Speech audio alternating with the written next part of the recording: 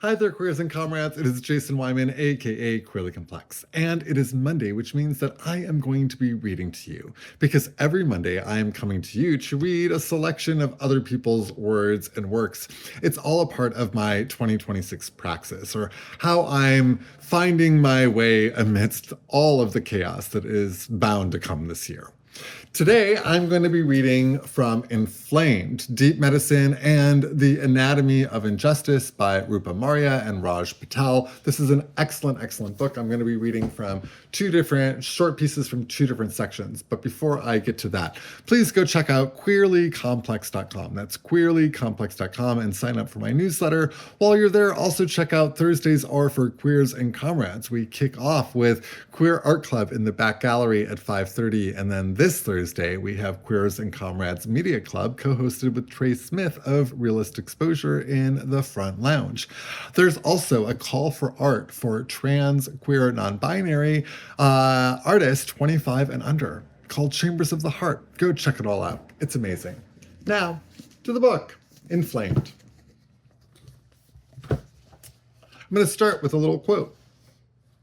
A people are as healthy and confident as the stories they tell themselves. Sick storytellers can make their nations sick, and sick nations make for sick storytellers.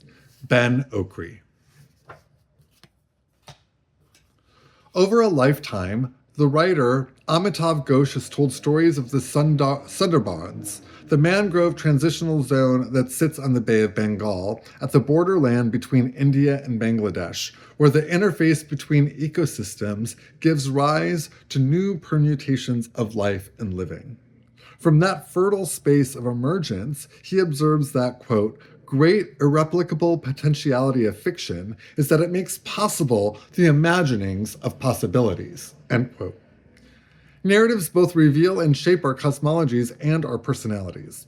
Stories are an important part of our exposome, or a collection of environmental factors such as stress and diet to which an individual is exposed and which can have an effect on health. That's the exposome. Offering a means of persecution, as the narratives of ecofascism can do, and also a form of protection. The kinds of stories that we tell about our people and our place in the world and about the planet circumscribe our collective imaginings. The voice of the oral tradition has always been the central medium for the transmission of human culture and knowledge. Colonial administrators from antiquity through European colonization to modern nation-states, including India, have understood this, which is why enforced written literacy has been an essential element of the colonial cosmology, a weapon against the threat of indigenous rebellion and sedition. Whereas the written word is static, referenceable, and policeable, the spoken word is fluid and dynamic, changing between tellers, becoming reflective of the time, place, context, and person uttering the narrative. These words become seeds in the minds of the listeners, nestling into the fold of our being, germinating into a unique form in each person who then goes on to tell it again, bringing a story new life, new dimensions, and new dissemination. The United States prohibited indigenous languages and traditions of orality in residential schools. When stories are silenced, the knowledge they transmit and relationships they encode remain hidden. Fortunately, however, pre-colonial stories continued to be told sotto voce, untracked by the colonial state. These stories reveal how humans in the web of life are bound together, reflecting cosmologies in which breath is shared and borders are illusory. The Tongan scholar and storyteller Fuifui Lupe Niu Me Tolu, I hope I pronounced that correctly or close to it, identifies the subversive power of indigenous knowledge and storytelling, the connection that is forged between the teller and the listener. That connection in Tongan culture is called Va, which is roughly translated as sacred relationality. The act of telling and listening to stories reinforces our humanity. Niu Me Tolu explains, when we tell stories, when you tell me your story, there's Va there. There's a connection. Even though we might not know each other personally and our histories might be different, I think first and foremost, the difficult work is to find our own humanity within our own self. The humanity that colonization taught me to forget. To recognize my own humanity first starts with me. It's difficult and dangerous work. And that's how I can recognize yours. I hope that when I tell stories, it can connect me to you, that I can remind you that perhaps we don't know each other. We might even be enemies according to here in the West. I might even be seen as other to you, or you might be seen as other. But I hope by telling a story just for that one moment, that we recognize the humanity within our own selves and within each other. I really believe that's the power of stories. That is from the respiratory system section. That last long quote came from pages 173 to 174. This next pull quote is from 296 in the nervous system, and then I'm going to keep reading from a few pages. For animals, as well as plants, there have never been individuals. This new paradigm for biology asks new questions and seeks new relationships among the different living entities on Earth. We are all lichens. Scott F. Gilbert, Jan Sapp, and Alfred Tauber. And this is from page 299 to 300 in the nervous system section.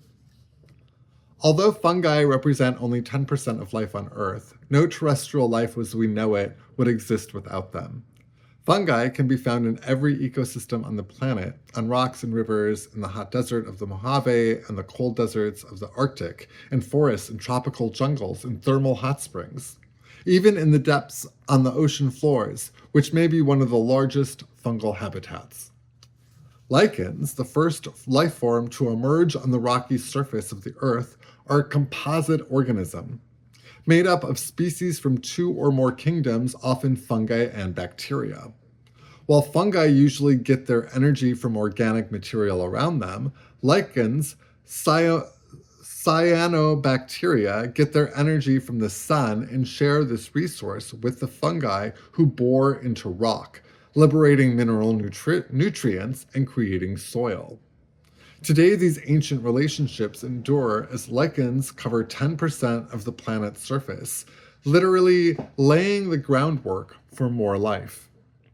In 1867, the Swiss botanist Simon Schwendener, maybe I pronounced that right, first suggested that lichens were made up of two different kingdoms within a single life form.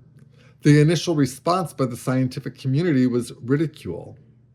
Modern biology and the medicine that rests upon it has been part of an epic misrecognition of self and other. Hence the quote at the beginning of this chapter from a remarkable scholarly takedown of the biological idea of individualism by biologists Scott F. Gilbert and Jan Sapp, and physician and philosopher Alfred I. Tauber. The truth is that we are all systems of life that stretch across biological kingdoms and across space and time. Individual organisms are constituted in mutualism and exchange in which the borders between self and other are fluid. That we have failed to appreciate the significance of this web of life reflects on the individualist strain in the human sciences, the sciences born of modern liberalism. If your biological theory allows you only to look for individuals, then the research technology you develop as a result will be very good at investigating individuals. But if your theory is different, the world is cracked open.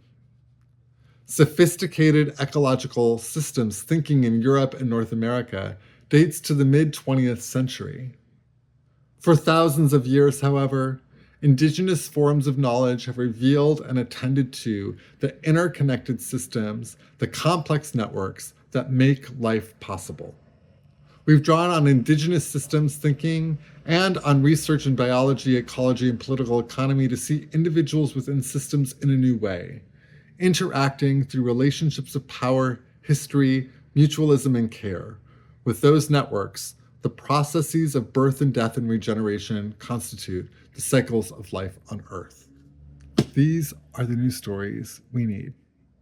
My name is Jason Wyman. I'm also known as Queerly Complex, and this is Inflamed by Rupa, Marya, and Patel. You can find out more about me at queerlycomplex.com. Ciao, y'all.